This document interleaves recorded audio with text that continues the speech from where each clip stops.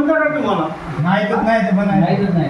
माहीत नाही, करावं लागते. बाम करीत गेलो आम्ही नारळाच्या टपऱ्यामध्ये उघडून नारळ राहते की हो. उघडा काढून त्याच्यात नांदेडून इतका मजूर आणि गेलो पोटी त्याच्यासाठी मिसळीत गेलो आणि त्याच्यात किल्ल्याचे नाही तर म्हटल्या तुला तिच्या कोळसकरीत गेलो पाण्यामध्ये घोळून घोळून घोळून घोळून वळलं थोडंसं किनारचा जाळ होते त्याचा हां मग ते वळलं बुकना त्याच्यामध्ये टाकायचा छत्रीच्या काड्या इथला इथला तुकडे करून त्याच्यात टाकायचे घरगुती टाकायच्या ते फार करायची बत्ती राहते की त्याच्यात टाकायची गाबून टाकून द्यायचं वरून फक्त ते घेराची पहिले लाट राहत गेली हां ते लाट तिच्यावर ठेवून त्याला वाफ निघून आहे म्हणून तिने हे केलं बत्ती